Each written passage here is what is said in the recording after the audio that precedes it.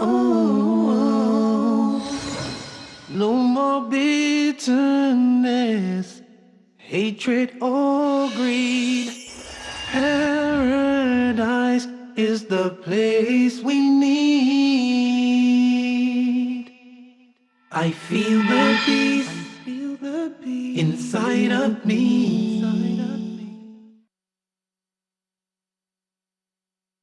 Greetings and peace. This is Dr. Laurence Brown with another episode of Interfaith Issues, where we examine the issues of interest to the three monotheistic faiths of Judaism, Christianity, and Islam. For the last few episodes, we have been discussing the doctrinal differences that separate Christianity from Islam and how we rectify those differences. Our last discussion ended with the discussion of the Trinity. But while I was providing the evidence that Christians offer for the Trinity and at the same time providing the refutation, we came to the end of the program, and I think that some people find that dissatisfying and would like to hear a little bit more on the subject. So I'm going to start with the conclusion to the commentary on the Trinity, and then we will progress to the next issue, which is the alleged divinity of Jesus Christ. So, to return to the subject of the Trinity. In the last issue, or the last episode, we discussed the main evidence that the Catholic Church holds up as evidence for the Trinity, and that is the first epistle of John 5:7-8. And we showed how modern Christian scholars have cast this verse out because it has been recognized to be a misleading insertion. And as a result, modern Christian scholarship has removed it from the more modern day, the more scholastic Bibles. Falling back on whatever evidence can be gathered, since the Bible has now lost this statement, I should say, is the statement that the Father, the Word, and the Holy Spirit, these three are one. It is this passage that is recognized as being the insertion of a scribe, and so it is not Scripture, and so it has been removed.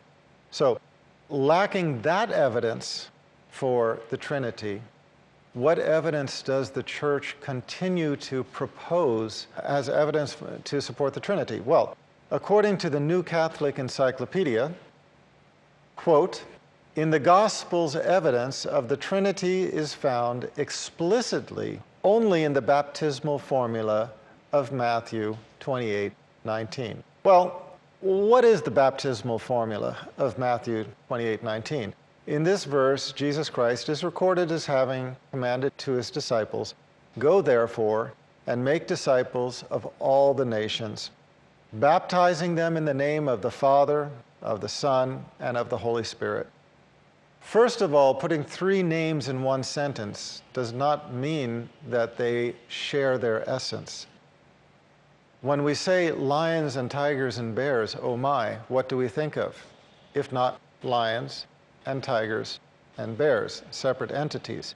Nobody thinks of an animal which somehow shares the feature of all three. So, although the formula says baptize in the name of the Father, of the Son, and of the Holy Spirit, that in no way implies that these three are one. A more profound point to be made is that Mark 16:15 state, well, it relates the exact same Great Commission in which Jesus Christ sends the disciples out to baptize, but it leaves out the formula, the Father, the Son, the Holy Spirit. So which of these two baptismal formulas is correct? Hard to say. Or is it? Because one thing we can do is we can look at what the disciples actually did.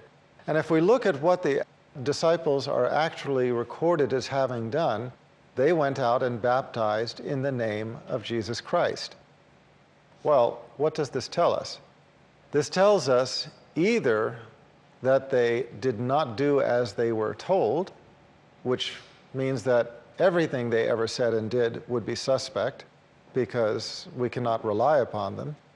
Or if they were doing as what they were told, then the formula, the Father, the Son, and the Holy Spirit doesn't apply, because what they actually did was baptized in the name of Jesus.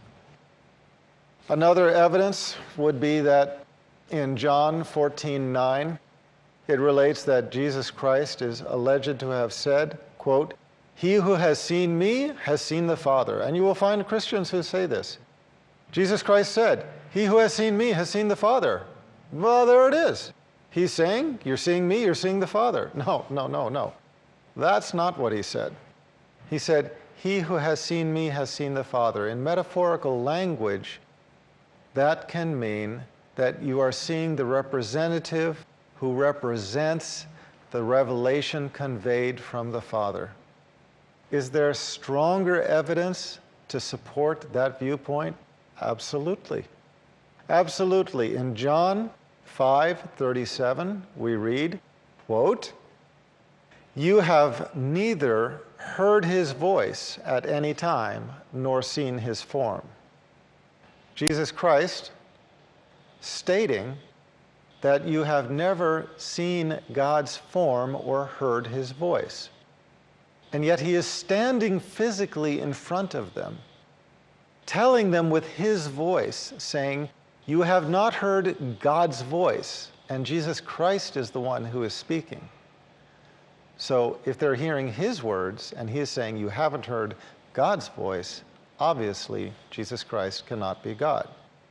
In the same way, he is standing in front of them bodily, saying that you have not seen his form, and yet they are looking at him.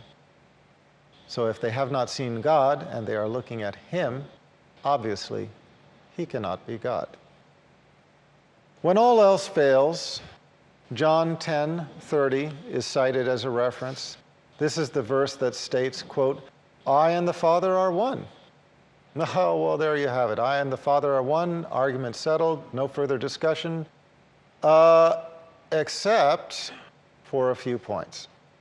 Number one, again, the language is very likely metaphorical. Number two, John 17:11 reads, quote, "Holy Father, keep through your name those whom you have given me, that they may be one as we are." Okay, now you no longer have a formula of a Trinity, 3 in 1. You have to include all of the disciples, all of the followers of Jesus, because Jesus Christ is saying that they may be one as we are. How far do you want to expand this blasphemy? In John 17:21, the metaphor is reinforced with the quote, "That they," referring to all believers, "all may be one. As you, Father, are in me and I in you, that they, all believers, also may be one in us, that the world may believe that you sent me." As I said, how far do you want to expand the blasphemy? If we are going to say, "I and the Father are one," means that Jesus is one with the Father. Here we have another quotation saying, "Make all the believers one in us." How far do you want to take it? Clearly, this does not stand up to reason. John 10:30 is a widely misapplied verse. How did Jesus Christ present this verse? Did he present it as the people understanding that they heard him right or that they heard him wrong? Well, the Jews, when they heard this verse, a couple verses later, how do they respond?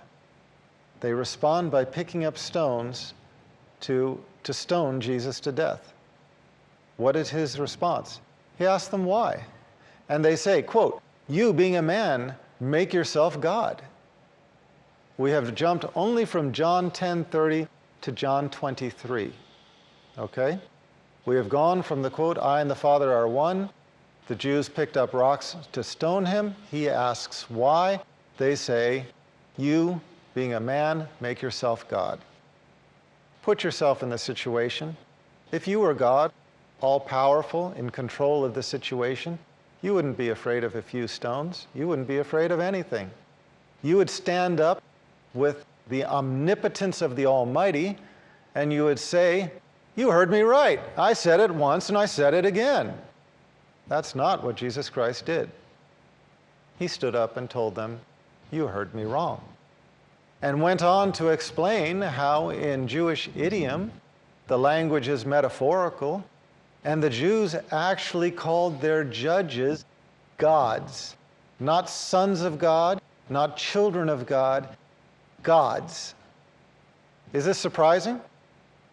All over Western society, you find people using this metaphorical language, to the point where I even had a colleague call me a god. One day I was doing surgery, and this person said, Dr. Brown, you are the god of cataract surgery. A'udhu billah. I seek refuge in Allah that I even distracted a person to say such blasphemy.